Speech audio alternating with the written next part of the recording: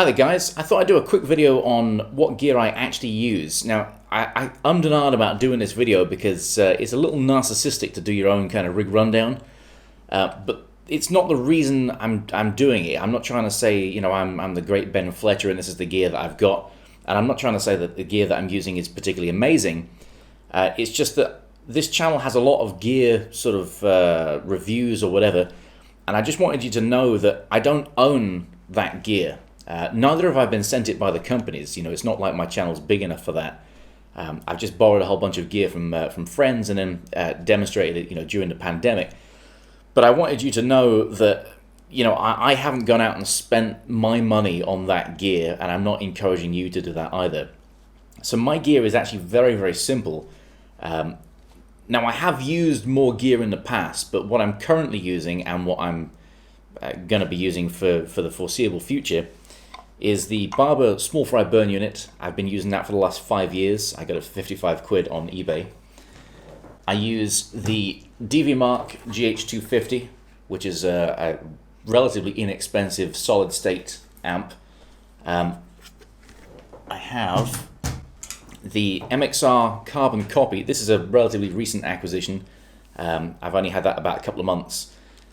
Prior to this, I used a DD3 that my parents bought me for Christmas when I was about 19 years old, and I used up until a couple of months ago. I'm powering both those pedals off the Rockboard Power Pedal Source. It's like a battery-powered rechargeable thing. I've made a video about this, and it's actually come out really well. I like that video, so I'll link that in the description below. And that's the rig. I've got two different cabinets. I have a Blug Nano cab, which I changed the speaker out in. It's a Heritage 30 by Celestion. You don't have to do that. I've done that. I did it on a whim. I actually made a video about that as well, so I'll link that in the description. I'm just going to put loads of things in the description below. I've also got a Greenback loaded 2x12. It wasn't always the case. I've owned that 2x12 cab. It's a Marshall cab. I've owned that since I was about 20 years old. And a couple of weeks ago, I put some Greenback speakers in it. So, you know, I waited 17 years to change the speakers out. I will link that in the description as well. I made a video about changing those out. And that's the rig. That's it.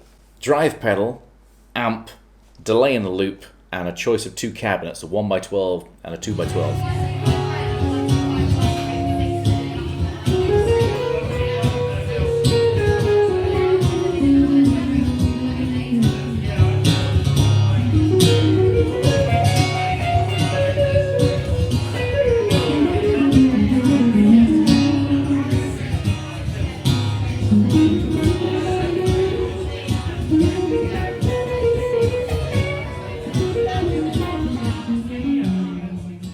In the clips that you've been seeing, and the reason I chose those clips, by the way, is because my friend writes the songs, and so there's no copyright issue.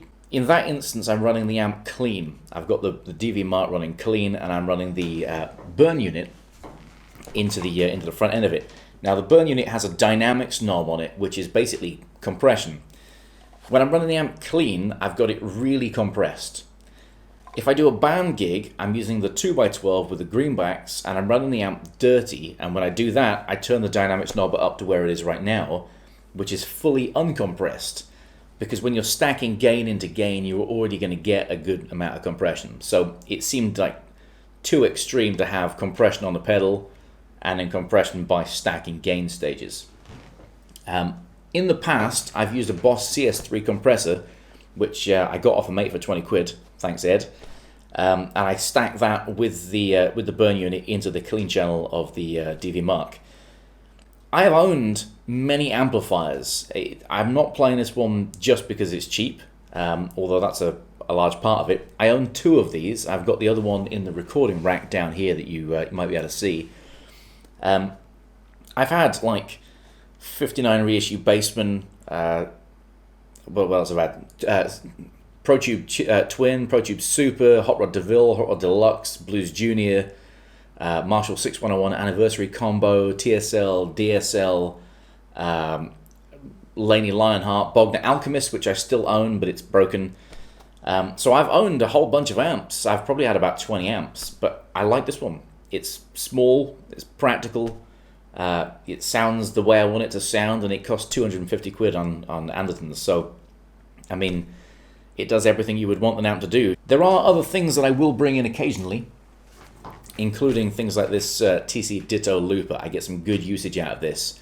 I have done many gigs where I'm playing to literally nobody. This is a great tool for the solo musician. You can loop something up, solo over it, make it seem like you're doing something. You know, as soon as somebody important walks in, you can kill the loop and carry on playing the song like you were doing that the whole time. It's a really useful tool, and a great practice tool as well. You know, piano players have the luxury of playing a chord and then hearing what the lead sounds like over it. We can't do that, so a looper is a really useful thing. I will say, and I don't know whether you guys have worked this out from the videos, I own 3 Gibsons. I've got the Les Paul, a 339, and an SG. They are all master volume modded, so the front volume controls all of the volume, which makes that whole thing a lot easier. If you've not got a solo boost, you can control your whole sound from the one volume knob. Anyway, the point in this video, like I say, was just to show you that, you know, I haven't gone out and spent 400 quid on a drive pedal. It occurred to me that, you know, a few of the pedals I've put up on this channel are extremely expensive, and the only reason they're here is because a friend said, hey, this is a 400 quid drive pedal, do you want to borrow it? And of course you're going to go, well, yeah. And it's only just because it interested me, not because I'm trying to convince you to buy it. I thought it was worth pointing out. Anyway, I hope you dug this video. See you next time. Later.